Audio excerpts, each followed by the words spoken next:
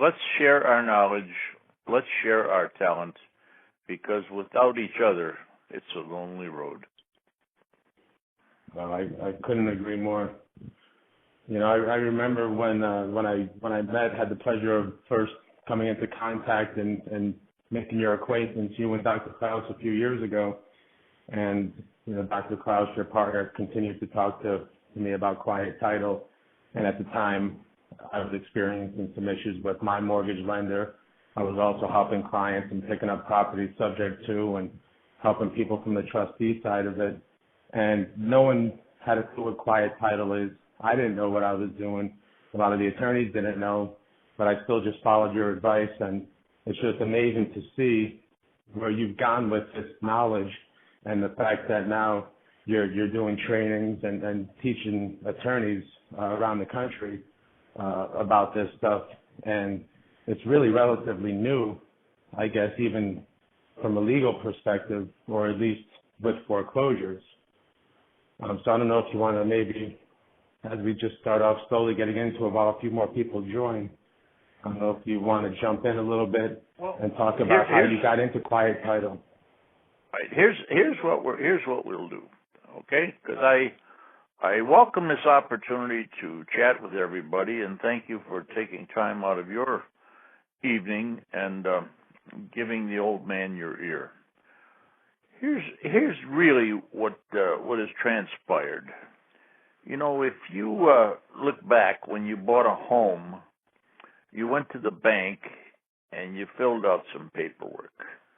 And one of the pieces of paper that you signed was your mortgage. And it was notarized and it was recorded with the Register of Deeds, or clerk of county, clerk of court, whatever. Okay? And the other piece of paper that you filled out and signed was a promise, and let's say you borrowed $400,000. Well, you signed a piece of paper where you promised to pay that man across the table or his representative $400,000 over a period of 30 years or 20 years or whatever the term was. But you signed that piece of paper, and it was not notarized. But it was like signing a blank check. But it was a promise to pay, which made it a negotiable instrument. Now, when you signed that paper, you thought that the bank was going to give you $400,000. That's what you thought. Well, when you signed that piece of paper, what did they give you? They didn't give you anything yet. You just signed the document, and that piece of paper became an asset for that bank. It was now an asset that they owned. You no longer owned it. Yours was a promise to pay. So that asset was now $400,000 of theirs, and here's what they did with it. They didn't give you any money yet, but they took that asset and they created a bond, just like you would bail your nephew out of jail. They created a bond, and that bond they took it to the Federal Reserve, and the Federal Reserve gave them approximately 10 times the amount of your promise to pay. Now, let's say your promise to pay was $400,000. The Federal Reserve gave them a credit of about $4 million. Now, how much money have they put up? They have put up absolutely zero. They leveraged, and the technical word for it is monetized, but they leveraged your promise to pay to create $4 million. And they still had your promise to pay. They kept it. They just created a bond. They then took your promise to pay to another party, and we'll call that party a wholesaler. And that wholesaler took it to what we call an aggregator or trustee. And it was then sold to a trust. And 95% of the trusts are in New York. So it was sold on Wall Street. Well, where did the money come from for this note? Where did it come from? Well, the trust filed, before you even applied for that note, the trust filed what we call an 8K filing with the Securities and Exchange Commission, and we'll call it the Rosado Trust. And they told the Securities and Exchange Commission that they were going to sell investment certificates, and they were what we call mortgage-backed securities, or they were called CDOs, collateralized debt obligations, whatever fancy term they called it. That note was the security for these folks to induce certificate holders or investors. Let's just say the folks that are listening to this phone call, let's say they represent the school teachers in their area. So the school teachers' pension plan invested $10 million each into this trust that was backed by your promise to pay. So they were given, let's say 6% return on their investment. But you were paying maybe 7%. So the trust was earning money. Okay? Now, those certificates, okay, that were purchased by the investors, okay, that money went back to the bank that you signed that promise to pay with, and that's where the funds came from for you to buy your house. Wow. Wow. Listen to this for a minute. That piece of paper that was never notarized traveled all around the world, gathering a lot of money. It created $4 million for the bank in credit on your signature. It also induced a lot of school teachers' pension plans or firefighters' pension plans to invest into that trust. They got an investment certificate, and the funds came backwards to the bank, and the bank then, through the title company, they provided the $400,000 to purchase the house. Good deal. Very good deal. For who? For the bank. They got $4 million in credit and didn't put up a nickel. Now, the trustee for this trust, he is provided what we call a pooling and services agreement. That's his management book. That's his rules. That's what he has to follow to comply with the SEC rules. So in that pooling and services agreement, there's a clause in there that says if you fail to pay your mortgage, they entered into an insurance contract so that if that mortgage wasn't paid, the insurance company would pay it. But the money wouldn't go to you. It would go to the trust. So then we call that a credit default swap, and the insurance company is, listen to this, AIG. Now, when you got in trouble, and, you lost your job or your overtime, or for whatever reason, you tried to contact the bank and you got the runaround. You ended up talking to this person, that person, submit these papers. Oh, we lost them, submit them again, and all that crap that goes with it. But you were told we can't help you until you're 90 days late. Everybody's heard that. Well, guess what happened on day 91? On day 91, the insurance policy that the trustee entered into with AIG triggered a payoff, and the trust received the full amount of the note, regardless of how much you've paid on your mortgage. they got the full amount of the note. So if the note was insured for $400,000, the trust got $400,000. But here's the mystery here, and I'll explain it as easy as I can. The Federal Reserve allowed the trust to leverage that $400,000 note 30 times. So they created 30 different levels. Now your $400,000 note is purchased by other lenders, and along we go. So let's go back to the default. The AIG paid off the note when it was 91 days late. So at this point, who has lost any money? Nobody except AIG or insurers like that. Smith, Solomon, Barney Brothers, and all that stuff.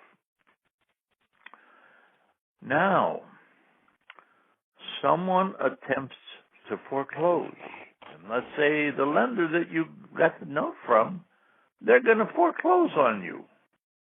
Or the trust is going to foreclose on you.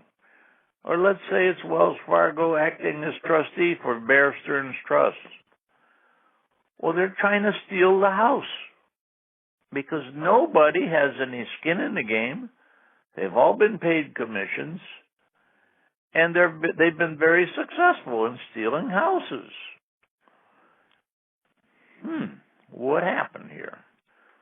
Well, I sat in the Fort Myers courtroom many times, and I watched folks, average folks, lose their house in 5 minutes because they didn't have an idea of what to do, didn't know where to go for an answer, and didn't have any money. Now, in this foreclosure arena, so I'll call it a football field, in this field of litigation, the only players are the consumers who have enough money to pay an attorney. And what is he doing? He's delaying the time so that you maybe save a couple of months of rent or mortgage payments. But at the end of the day, when you pull the shade down, turn the lights out, he wins a dismissal without prejudice, which means the bank that is foreclosing, who doesn't have any skin in the game, will come back again in a month and try to foreclose again. So what is quiet title? Here's what I did. I said, okay, when you're in trouble, you're trying to find some person to talk to, someone to give you straight answers. And what do? They stonewall you. They firewall you. You can't talk to this person, that person, and all that crap. So a quiet title action, which has nothing to do with your debt. Nothing to do with your debt. A quiet title action means this. Your Honor, I cannot sell my house because the chain of title has been broken. And why was it broken? It was broken when you closed on the mortgage and MERS was involved. MERS took possession of the of the mortgage electronically, and the bank sold the note. Now, how are we doing so far, Randy? Fantastic, Reg. Huh? I think fantastic. Okay, all right. I'll keep going. Actually, what I'll do is, I'll give a couple of pieces of information because I know some people may have some questions. Okay. So what you can do is if you've got questions and you have the ability to text or email, you can text the questions into 561-444-9179, 561-444-9179, or you could email them to Quiet Title. It's quiet-title@rosatocompanies.com. That's plural, ROSADO companies, plural.com, and I'll get them out to Regis for you. In the meantime, Regis, go ahead. Okay, I'm glad you took that little break because I took a little sip of my Merlot wine. All right. Anytime you feel the need, let me know. All right, I'm ready to go. Right. Well, the mortgage when you closed on the loan and if MERS was involved, the mortgage became separated from the note, and you can't. You, once the mortgage and the note are separated, the chain of title is broken. The chain of title. And can you spend a minute talking, because right now, you know, anyone that's in the industry sees what's going on with MERS and everything's coming down. But I know there's a lot of people that doesn't understand the significance. Can you spend just a moment talking about MERS and why that's such an important role for quiet title? Right. MERS technically is Mortgage Electronic Registration Systems. They were formed by the banks, and the banks became members.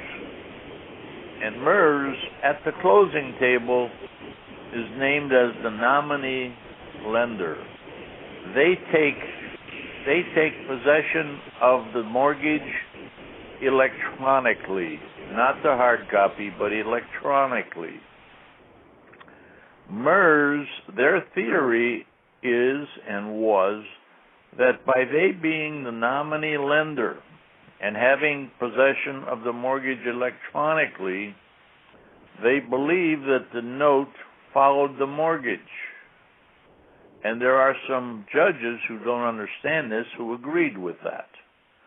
However, the U.S. Supreme Court in 1872 said if the note and the mortgage are separated because one secures the other, if they're separated, they're both null and void. And to simplify it, if you were going to buy my car, you're not going to give me the check until I give you the title. The keys to the car are one thing, but the title is another thing. Now, MERS took possession of the mortgage, but they could not take possession of the note because the Kansas Supreme Court ruled that they are not a lender. With that being said, your loan was bifurcated. That's a legal word. Bifurcated right at the closing, but you didn't know that. Now, that means your chain of title was broken. So, fast forwarding ahead, we simply said, and this workbook that I created, and I'm the only layman that I know of, and I've been told this, that's ever been approved by the Florida Bar to teach attorneys about this subject. I've subsequently been approved by the Georgia Bar, the Wisconsin Bar, the Nevada Bar, and other states to follow. So that's quite an accomplishment for a little white-haired old man to be able to be certified to teach attorneys.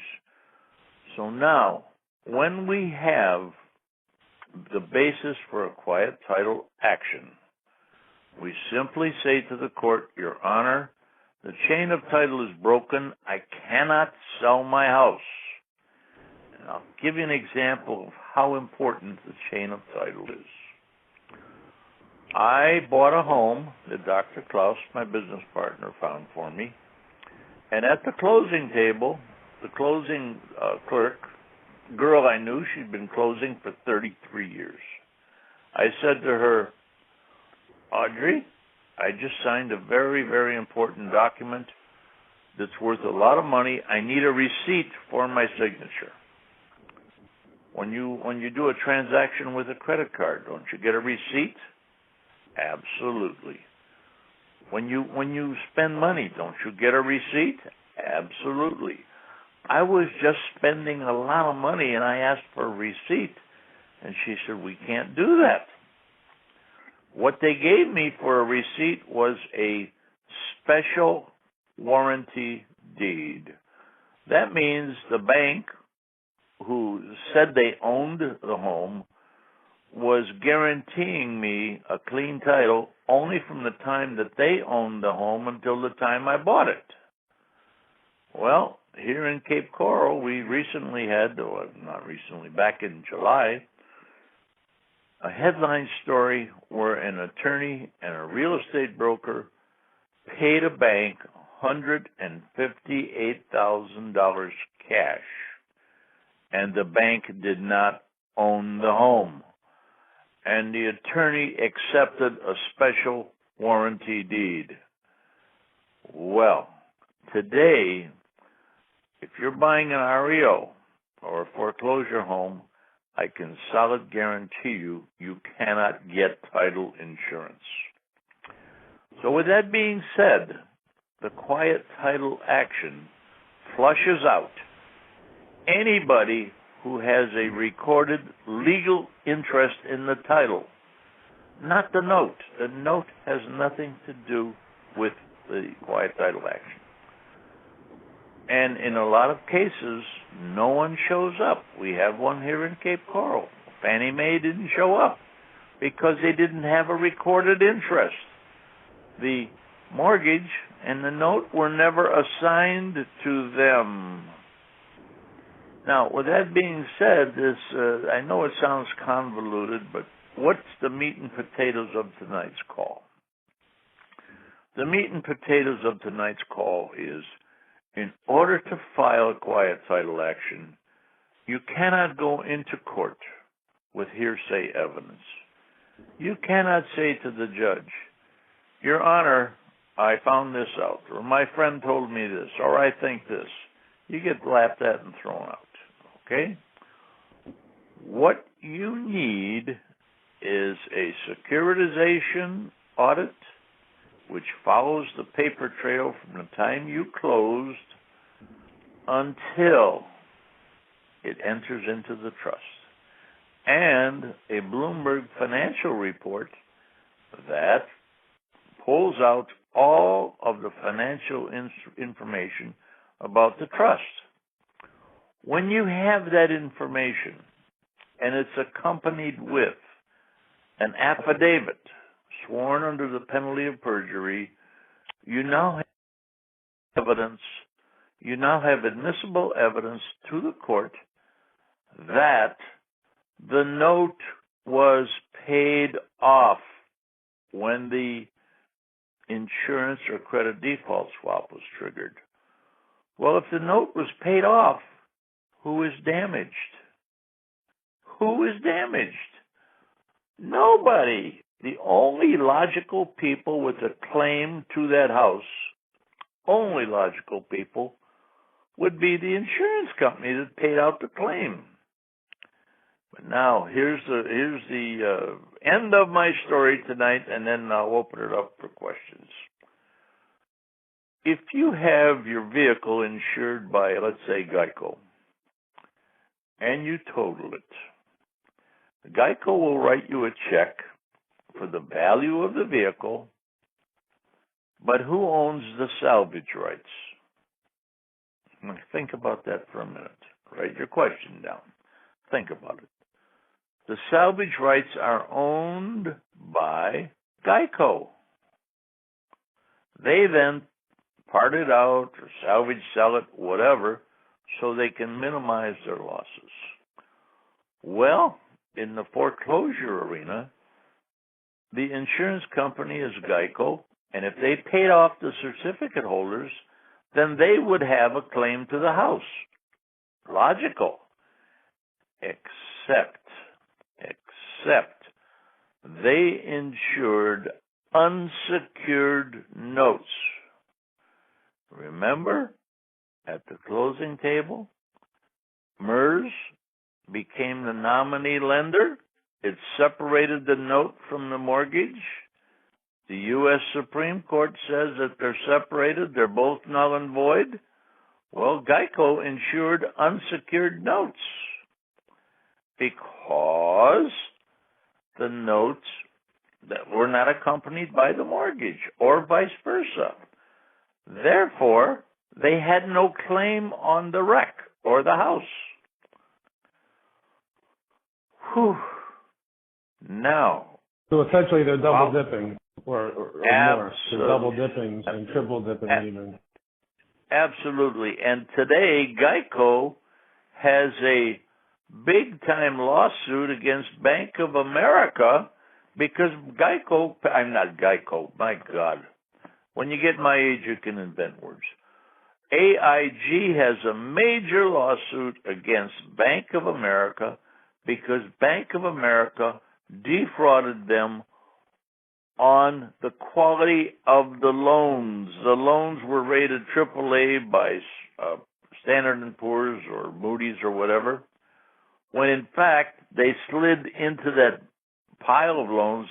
They slid in some toxic loans, some marginal loans, and Geico ended up paying based on misrepresentation.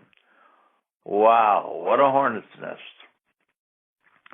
So, for those folks who are interested in taking a step further and learning more, I would suggest this.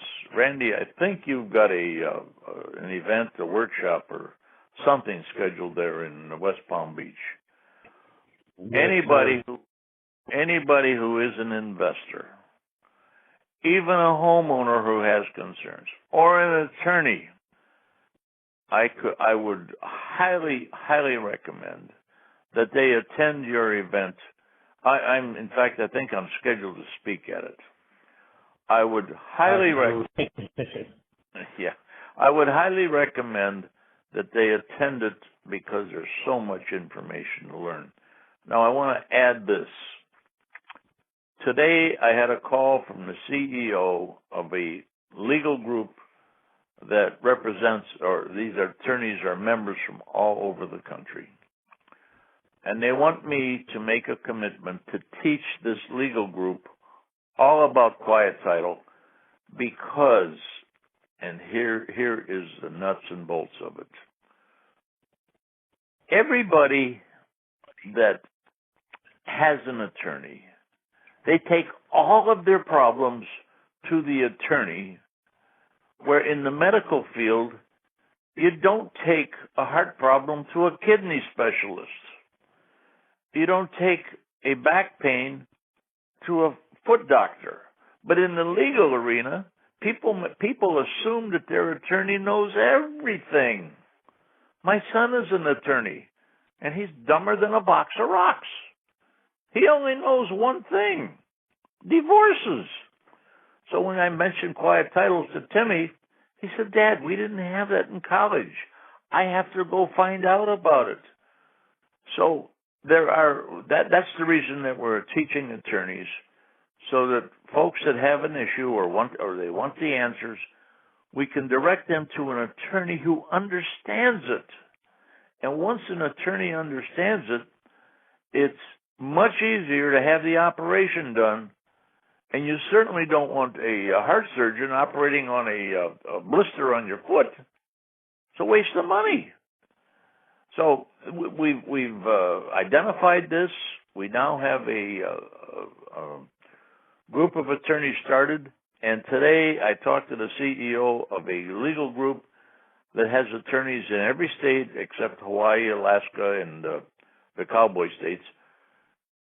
And they have, I think, 62 law firms. And they want me to teach all of those law firms all about quiet title, because these boys, they've admitted it. They simply don't know it, but they won't tell it to their clients. You ever have an attorney tell you, "I don't know something"?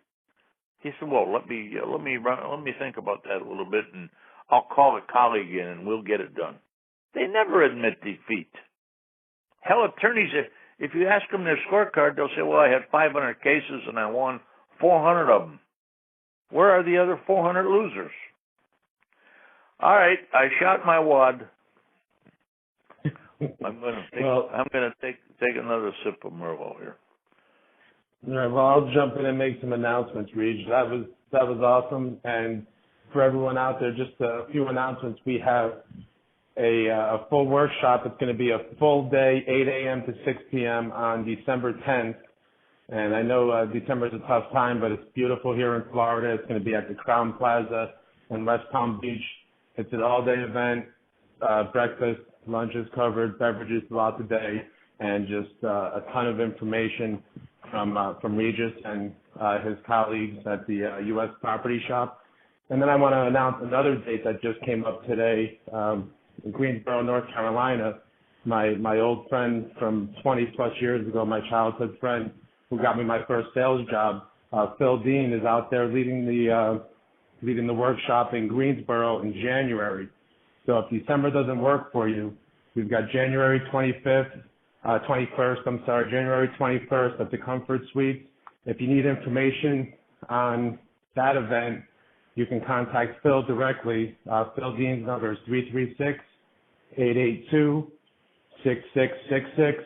And for details on the event in West Palm Beach, you can contact me. I'm Randy Rosado. It's 561-444-9179. And Regis, just some last thoughts.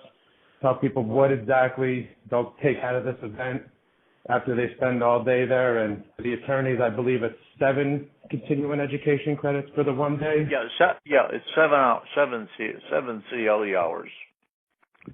Okay, so you get for that one day. Also, Randy, listen, for those folks who are on the call tonight, whether they enroll in the workshop or not, I've got a gift for them just for their interest. Okay, if they take 5 minutes and give you their email address, and you forward that to me, I will give them a free copy of a book that we have on the internet called Getting Out of Credit Prison. It's got tremendous reviews. It's a wonderful book, and I'll give them as my gift for you for them. Great. And Regis, we do have a question that came in. So let me ask you this question. I'm not going to state the person's name because I'm not sure if they want it, but I'm a realtor and investor. I have many properties in various stages of foreclosure, modification, and short sale. Can quiet title action be started at any time during these stages? Are there attorneys in Palm Beaches who can help with this? Who are they? Now, I could kind of answer in terms of the attorneys. I mean, I don't know anybody, but I do have some people from the workshop, so you can contact me. This individual can contact me, and I'll get either that or we'll reply with some information. But we just explain what to do for people like this where they're in different stages of the foreclosure. I know I've been there, so I could speak from personal experience, but obviously you've explained tonight why modifications aren't happening and short sales aren't happening by the bank. So here's the best analogy. The foreclosure defense is like treading water. You need an attorney, or if you feel competent yourself, pro se, to tread water. That's delay, object, delay, production of documents, whatever it takes to extend the action in a foreclosure lawsuit. Okay, so that you do not have a sale.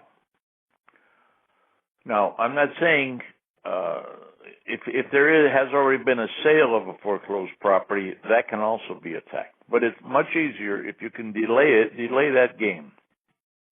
That's the game of litigation. In the meantime, you get your audits, and this is where Dr. Klaus comes in. Here's what you do, and I did this with Regions Bank. I walked into the bank, and I said to the girl, I want to talk to the president. The bank has dirty diapers, and they really smell. Well, he's in conference. I said, it's no problem. I'll just drop the diapers right here. In less than 30 seconds, he comes out of his office, and he said, I overheard the conversation. What's the problem? I said, you got dirty diapers. There's fraud in these loans. Now, what do you want to do? Do you want to litigate, or you want to negotiate? And so he called his legal department, and I said, here's the proof. You people have already been paid. What do you want to do? And it stopped all the activity in court because you had proof. And that's the value of the securitization audit and the Bloomberg Financial Report. So if I were a real estate investor, I would not rely on any modification because you're dealing with someone who doesn't own the note. Remember earlier in the conversation, a lawyer here in Cape Coral and the real estate broker. They were partners. They paid the bank $156,000. And Randy, I think you saw the article. And the bank didn't own it. So if I'm an investor, how the hell do I know who owns the note? So the only way I can find out who owns the note so I can sit across the table and cut a deal is to flush them out of the woodwork. And how do you flush them out? You sue them. Wow. This old man's got a lot of enthusiasm. I can tell you that. Well, that's where I was going to jump in, Regis, because from a personal experience, I'll say in the case, and it was in the Fort Myers courtroom, and I got a late start on that. It was probably approaching final judgment before I came in with the interrogatories and some of the defense from Dr. Klaus. And I was able to get the dismissal without prejudice. So my advice in this situation is, when you're defending the foreclosure, when you're doing the short sale, and that part of it, what happens is you're acting as a defendant. So once that case dismisses, you need to move ahead and file again. Would that be on target, Regis? At least that's how I understood it. And put yourself in the plaintiff position. And you become the plaintiff.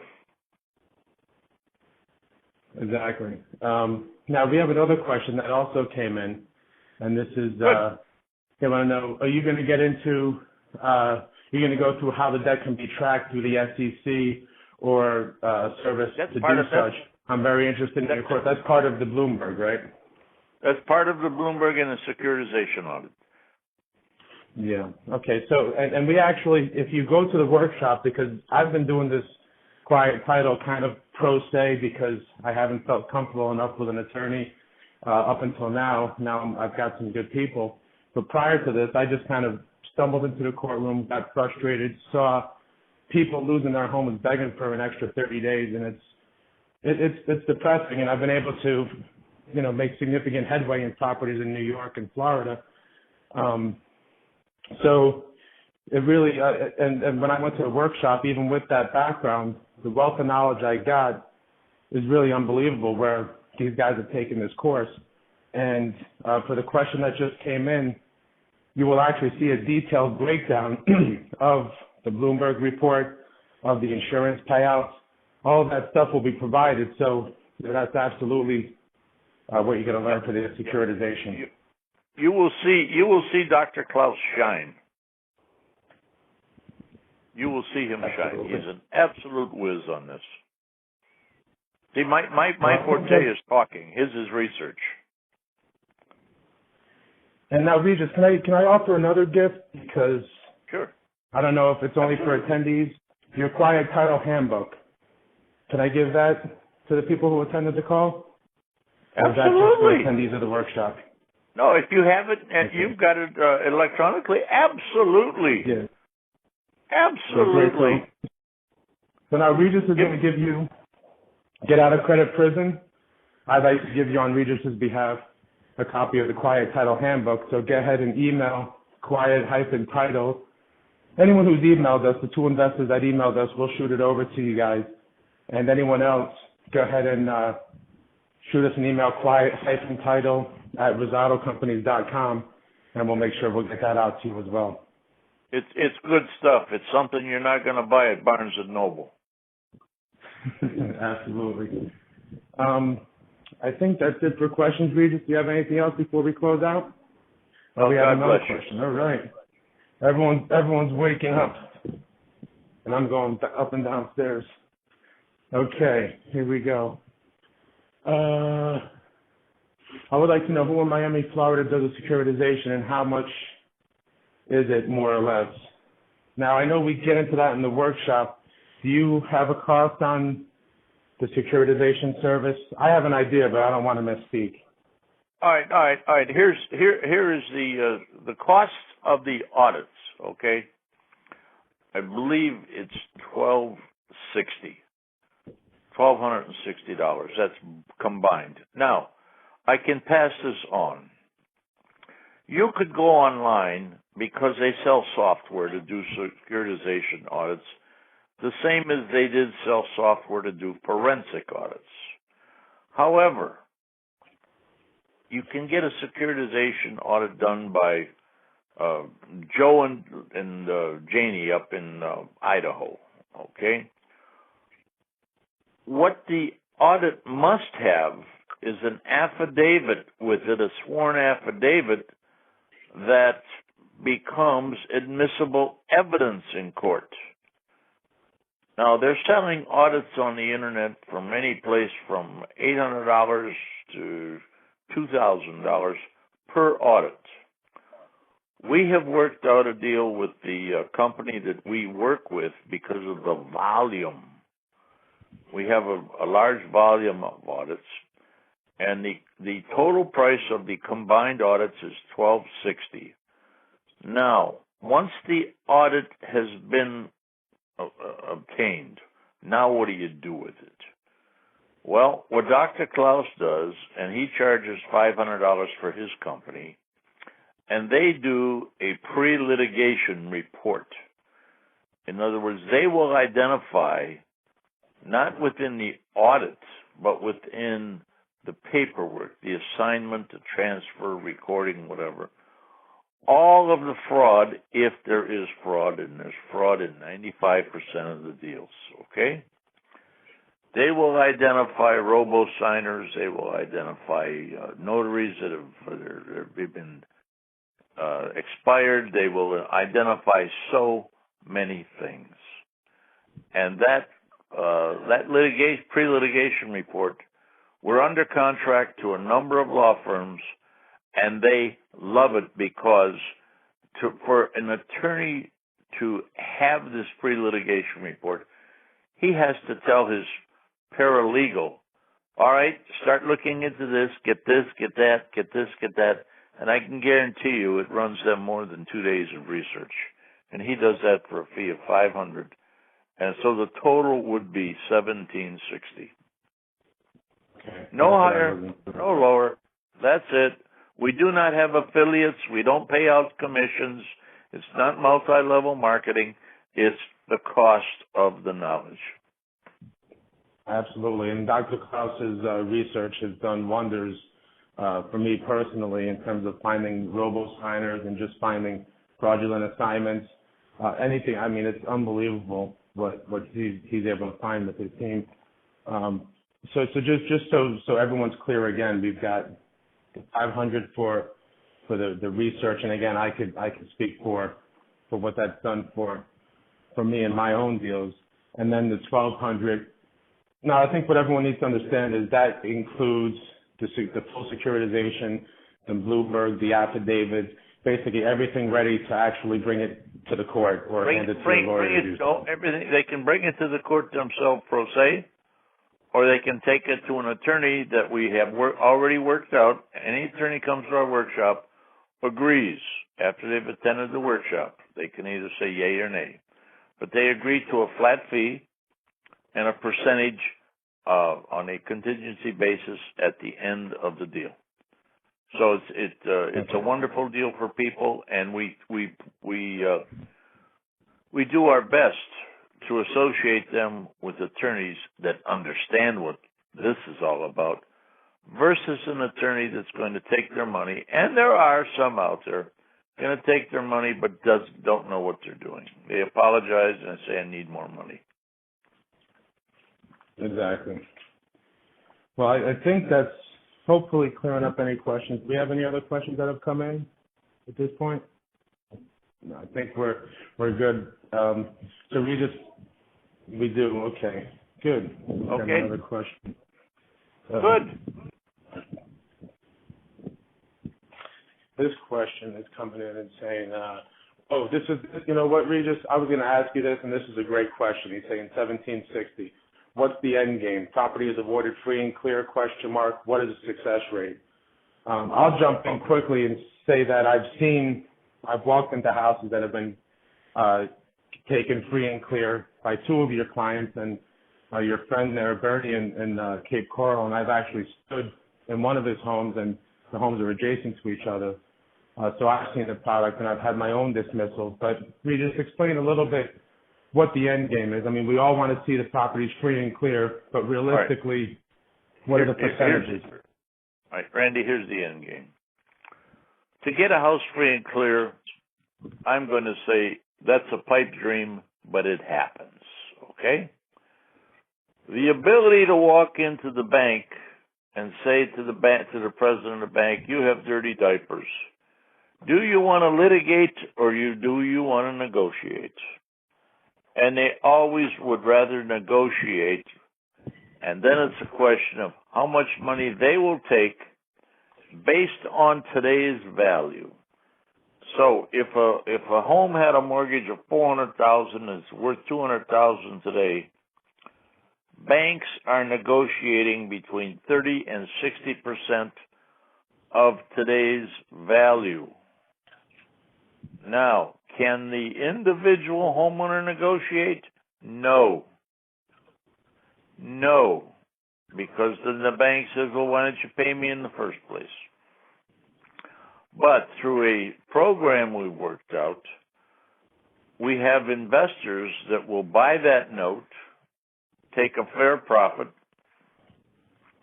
keep the people in the house, and give them an opportunity to refinance under FHA guidelines under 4155 2 years later. And everybody wins. And the homeowner has his house at less than today's value. Well, yes. Why would someone allow a bank to take money when they don't own it? And then issue a 1099 for debt that they don't have coming. That's a Ponzi scheme. If the bank can prove through a quiet title action that they are the real holder in due course, then you can negotiate with them. But these people are stealing. I'm done. Yeah, well, I do have the other question that came in. I'm not sure if this one you know anything about. I don't see why it would be any kind of difference, but we've got an investor in Miami who wants to know if a judge will honor a securitization in a Miami court, even if there is, I guess, a retirement to act in foreclosure or a retirement act in foreclosure cases that they may not know about. Well, here's the answer to that. Here's the answer to that. When you are in foreclosure and your attorney is representing you or you're representing yourself, you are in what we call a court of equity, or the judge is ruling on tort law. And that's the amount of the debt. Do you owe the debt? Do you not owe the debt? Is it fair? Blah, blah, blah. A quiet title action is contract law. Contract law. It's not a question of money. The judge is not ruling against an attorney who just wrote him a check the night before for $20,000 for his re-election campaign. It's contract law. And the securitization report, with admissible evidence, when presented properly, and the pleading is presented properly, right attorney understands it, and it lets the judge know that his decision will automatically be appealed. He doesn't want to go to appeals court. So he will make a ruling on contract law. I hope that answers that question.